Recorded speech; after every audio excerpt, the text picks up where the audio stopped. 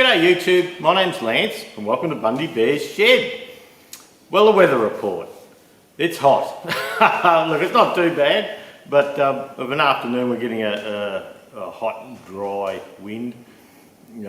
It starts late morning and of an afternoon it blows your hat off. So, but that's alright, it does cool you a bit. 19 to 30 is what we're looking at, and just sunshine.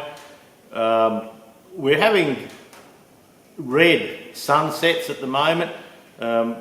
Fraser Island is burning, so there's a bushfire at Fraser Island. It's been going for like a month now, a little bit longer, and it appears that it's a campfire that a camper never put out properly back months ago, and it's burning right up the island. And so of a morning now, it's not too bad. It's a little bit hazy. It's quarter past six in the morning on Monday, and the air's pretty clear. I've got to have my asthma puffer at the moment because there's a bit of smoke in the air. But of an afternoon, look, it gets quite smoky.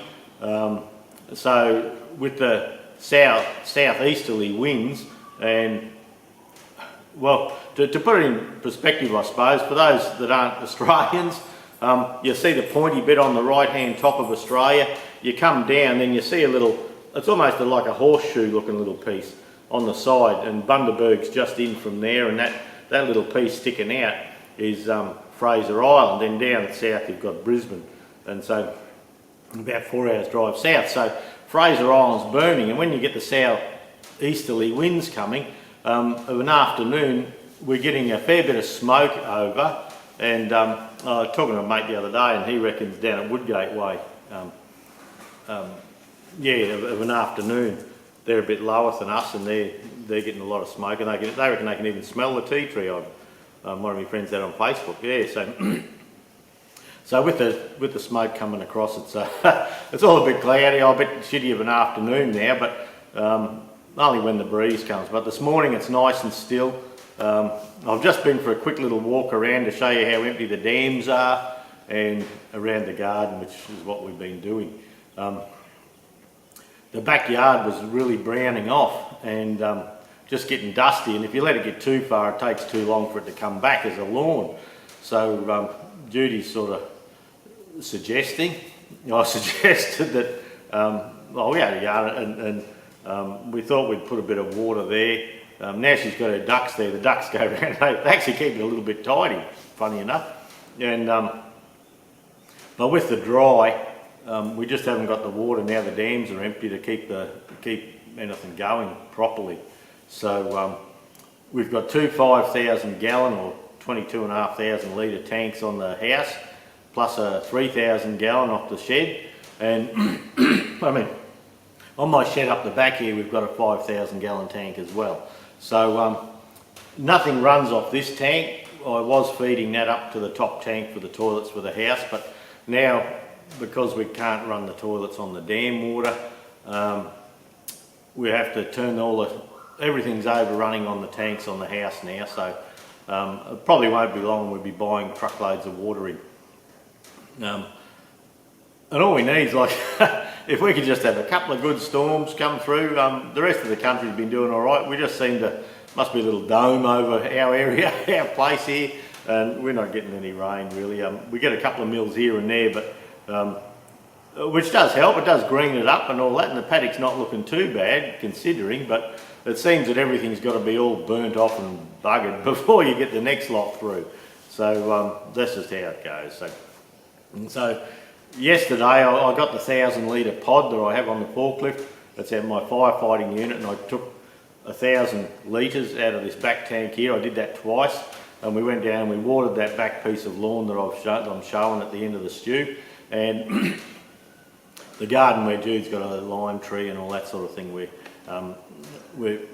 watered that, and just to keep the lawn a bit good, so it doesn't get so bad and dusty and that before we get a bit of rain. But I remember out in Mergen, we used to live out west of here a couple of hours, and we're always, we had cattle. Judy and myself had a little block with some cattle on it, and sometimes it gets so dry this time of year, and all the storms would go round, and and at times you wouldn't get any rain, and yet through Christmas, New Year, in between that period, you'd get something in there. So who knows? It's only late November, so we've got plenty of time to get some rain. But we were just going through record. Jude was talking to Mum yesterday, and they were going through some stuff. And 2016 was last time we had the dams full. Now we put the dams in 1998, and they overflowed every year, and sometimes they'd overflow with constant showers for 2 or 3 months at a time. So 2016 was the last big fall we had in the dams where it was overflowing, and I had a thing come up on Facebook recently where it was raining quite deeply, and yeah, on the driveway from the shed through it was quite wet. But anyway, I have had the place here, so when we were slashing, I had to watch where I drove so I didn't sink. So anyway, that's just what you have when you've got a few acres of dirt. But I mean, it takes up time, just maintaining stuff. And well, yesterday was a gardening day. Saturday was finish all the solar up on the Triton. I made the brackets, and at the end of the stew I've got a bit of footage of that as well. It's working well. The battery this morning, when I had a look, was 12.9. That's a good charge. That's holding well. The solar, even though the sun's not high in the sky yet, when it comes up at the back of the ute there, it shines on it for an hour or two of a morning, and that's enough to keep it going well. So that's a good thing. I haven't had much time in the shed here. I've been buggering around. I've just been bloody busy doing stuff, like the solar, get that ready, and then I've still got to do a bit of plumbing on the caravan yet, but we'll get there. We've got to take the caravan away in 3 weeks, 3 or 4 weeks. We have to go away for a couple of hours to a party of one of our family friends. So we have to take the caravan, so I have to make sure it's done by then.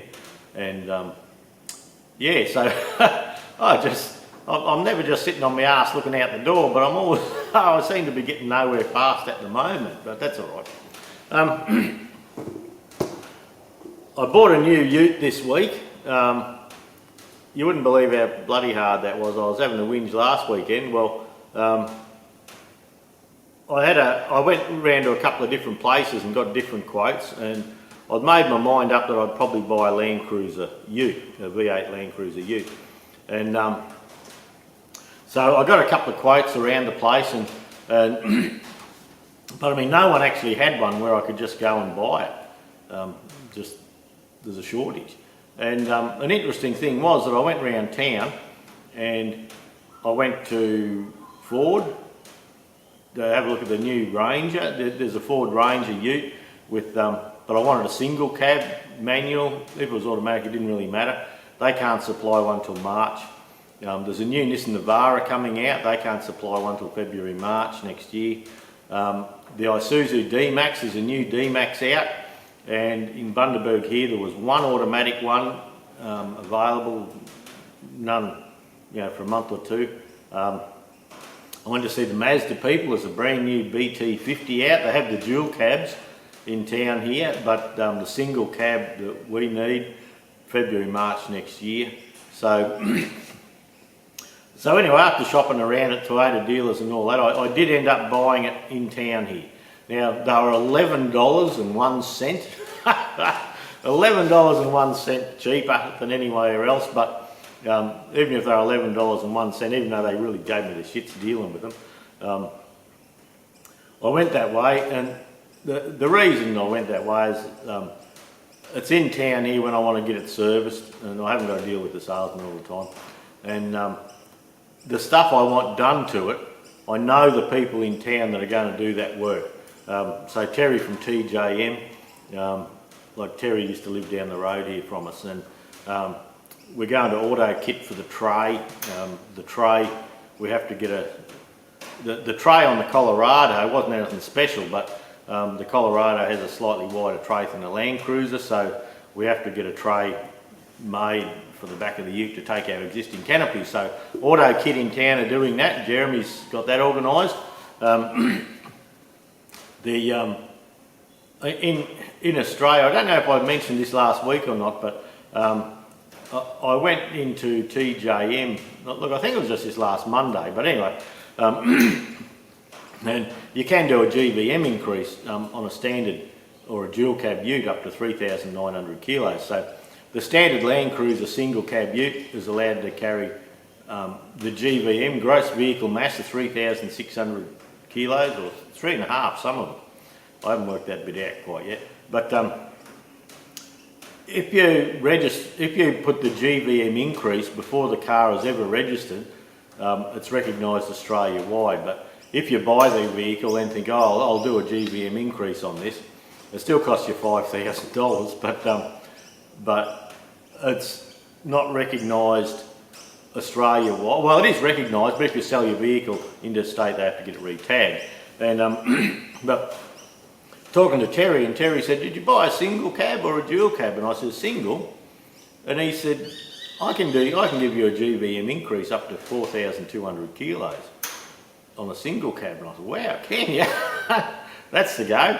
And he said, "Yeah, but with that, if we do it pre-rego, that gives me a gross combined mass, a GCM. That means the weight of the vehicle and anything I'm towing, they can take that up to 7,400 kilograms. So I think that's the GVM is 600 kilos heavier than factory, which is over half a tonne, and towing is, I think it's 800 kilos. Something like that. So what that does for us, we get heavier springs, we get 2-inch lift, and whatever I'm towing, whatever I've got on the back of my trailer's registered for 3.5 tonne. I can tow the full 3.5 tonne. When I'm with the Colorado, when I've been towing tractors and that, the tow ball weight coming on the back of the vehicle has made me overloaded, and I've been sneaking around like that for years. And a lot of people are, and I was talking to Biddy the other day, and he, sometimes when he's out and about, he's over, and everyone knows that they're over, and they're just going to crack down on it one day. So, so this gives me the opportunity to do this. The Australian government has a thing with the COVID that if we buy a vehicle and have it working in the business by the 30th of December, we can have 100% write-off against this year. But we're having trouble. We're having trouble getting a ute.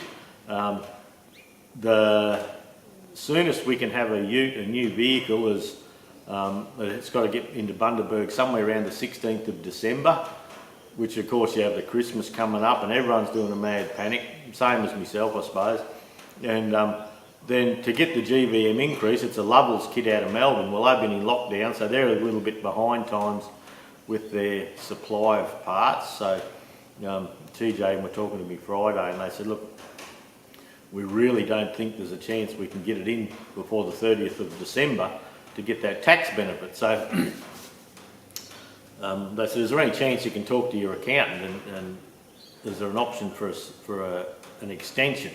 So so I rang the accountant and the lady I talked to wasn't there, but I got one of the partners in the business and they said they think it's been extended. So today I'm on the phone. I'll be on the phone, I'll go in to see the accountant about doing that and see if there is an extension.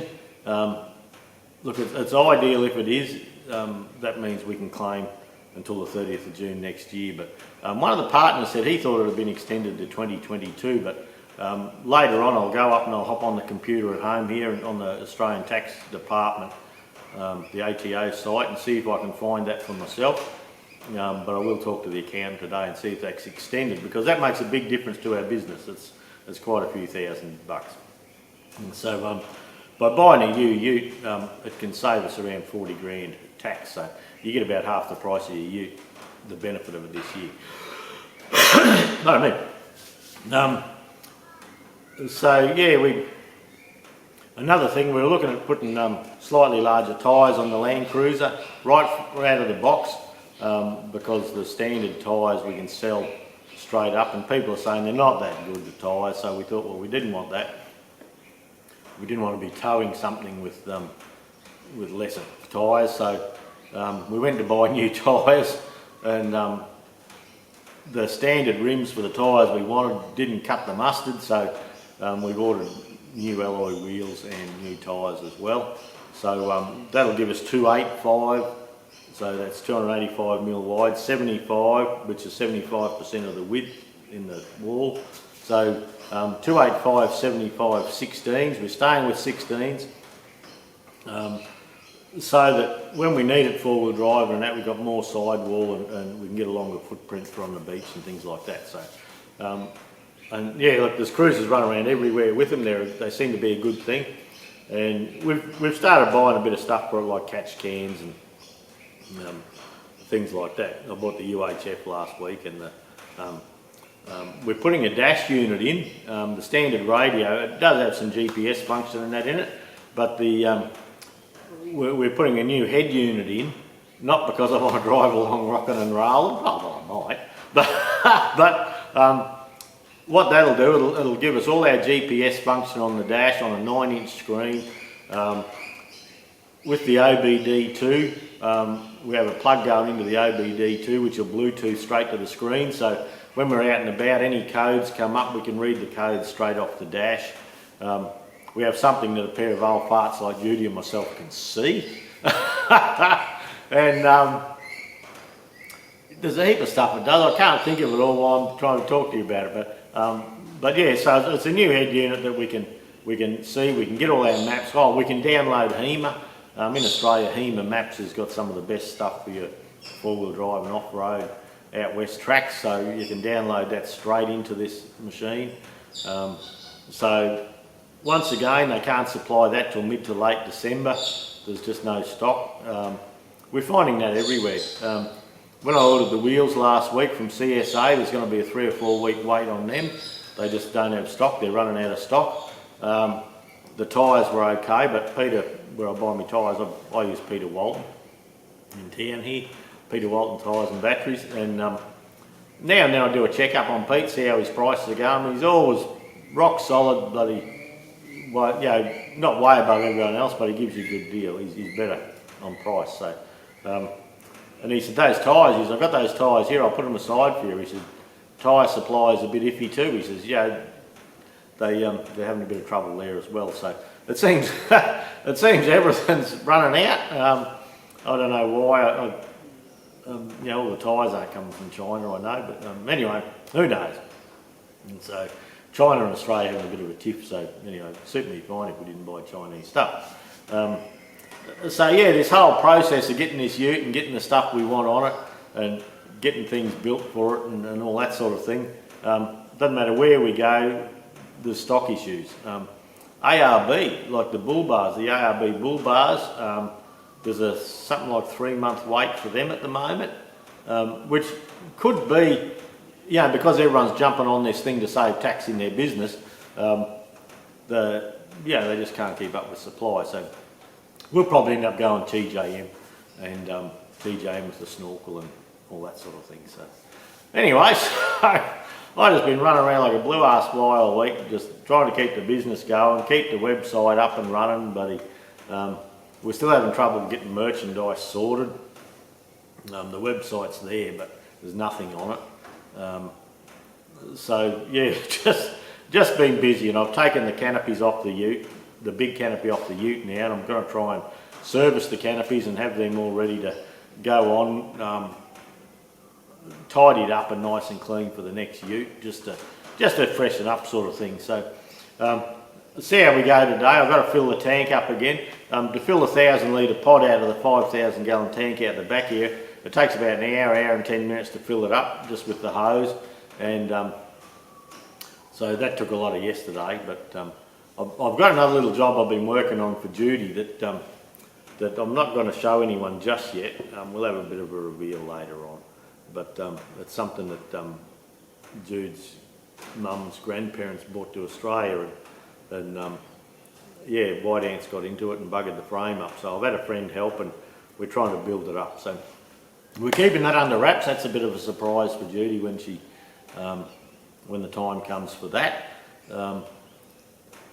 I've got to clean up all around the door of the shed here. All the stuff out of the ute I just poked on the floor inside the shed, so I've got to clean that up this morning as well. So I don't know what tractor work we'll get done this weekend.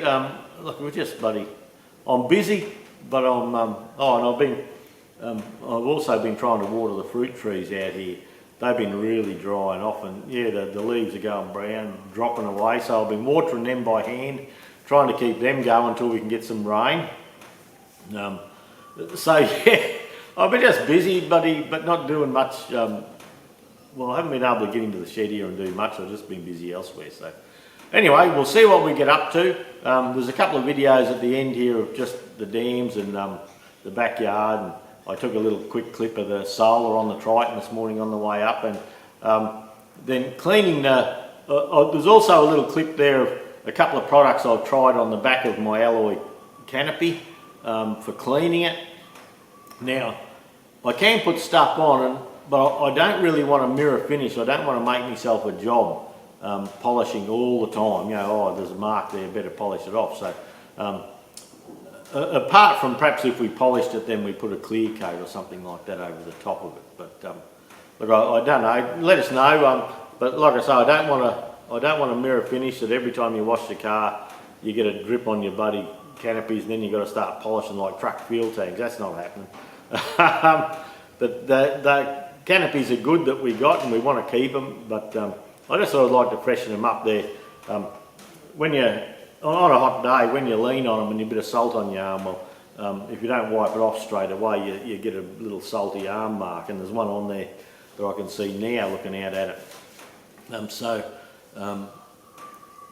There's Max tracks I've got sitting on the top of it that I've got to make a bracket for them, so when we go out four-wheel drive and we've got our recovery stuff there, and I've just taken all the awnings off it just so they don't get marked up when I'm trying to clean it and things like that. So I've got a bit of work with the canopies coming up. I've got a bit of work taking the canopy off, the small canopy off the Colorado yet, and getting it all ready for the new ute when it comes. And some of the wiring, I want to revisit some of the wiring. There's things I could have done there better there too. So look, that's it for the stew. Just a quick chat this morning. I'm hoping to have time later in the day to do a bit of a video on assembling the 2030 rock shaft. I've been saving that until I've just got uninterrupted time where I can just stay with it and work through it in one video with you. And at the moment, yeah, it's just mix match and people ringing and all that, so we'll see. So look, thanks for dropping by. Have a good week, everyone. Have a look at what we've got tacked on the end here, and we'll catch you next week, eh? Okay, I've finished the solar on the top of the Triton here. So I made those little stainless steel brackets, and they should last well. Then when we look in the back here, come right up in there. The battery's sitting on 12.9 this morning. That's okay, little controllers there. I had trouble, I usually solder the wires, but I had to use those crimp terminals there. There's something with the wire wouldn't solder properly. So we like angle fridges. So I've also got a King's fridge for those in Australia. That's they're a cheap Chinese company. I bought one second hand off a fella, and it seems to run really well as well. So anyway, so there you go. The Triton's got a fridge in it. I still have to do a little bit on the caravan, on the plumbing. I've done most of it, but the back water tank I have to plumb in yet. But yeah, the Triton's done. Now on the collie, we have to pull these canopies off. So I was going to give it a tidy up. You can see where the other canopy's rubbed on it from time to time and things like that. So I tried a couple of things to, I thought, yeah, new ute, I'll try and tidy the alloy up a little bit. And this stuff here is a Californian Customs cleaner, and this other one over here is a Chemtech product, and you just brush that on and it gives you a nicer, more even finish. They are an acid etch, so I don't want to make a rod for my own back where I've got to polish toolboxes all the time. I'm not into that, but you can see there is still a slight gloss there, but yeah, see around the side there, they're starting to get blotchy. So anyone that's got any good tips, I don't want a shiny mirror finish. I just want something that's good and usable and that's a nice even colour. So I've got the other canopy off up the back there now, and I've pulled the canopies off there, and well, the back canopies off, and I've pulled a few awnings off and all that. But yeah, so I'm not sure whether I should etch this all back. The new ute's white, and whether I should etch it all back and paint it white, same as the ute, just in a 2-pack paint, or whether I should just stick with the alloy. But that Chemtech product there is the better one of them too. Like, you could have a nice even coat of that and it wouldn't look too bad. But anyway, let us know. It's the shine in the screen here, it actually doesn't look half as good as that by eye naturally, so there you go. Well, that's it. That's our main dam that we pump out of, and that's buggered now. There's nothing left. We tried to do a little pump, but it's just all rubbish. It's coming up with yeah, the sample of water is just dirty. We tried to pump a little bit, but the water come in brown and it's staining the toilets. So this is our other dam. Now there's nothing there that we can pump out either. That's just mud on the bottom. There's probably 100 millimetres, 4 inches of water there maybe, but it's not usable water for us. We can't do anything with it. So yeah, the drought's sort of hitting in a little bit now. There's the paddock's still holding a little bit of green, which is nice. It had browned off, but just a little bit of moisture in the air, it seems to be hanging with us a little bit. But I'll take you into the house yard and I'll show you what we've been doing on the weekend. Okay, so now we're in the backyard, and that was yesterday. Bit of tidying up. We're putting lucerne hay on the garden just as a mulch. It breaks down well. We've got a heap of lime on our little lime tree here. It's doing well, but it gets a bit more care than most other things. But here's the old magpie here. Hey, what are you doing, Maggie? He's going to hide his leg out of the way. They come, and then there's the baby one on the fence there. And they're noisy, they squawk and carry on. Then Mum or Dad here, whichever one this one is, they sneak across. There we go, to the edge of the garden here. And we usually have a couple of meaty bites there for them. So it'll be looking around there, seeing if we can find them. I'll put some out for it shortly. But you can see the yard where it was brown there. Yesterday we got the 1,000 litre pot out, and just to keep the dust down from the house a little bit, we watered the gardens, and well, that was a couple of hour exercise just doing that much. I'll zoom back out a bit if I can, but I'll go and put some meaty bites out for the magpies and keep them fed and watered, and we'll see how we go.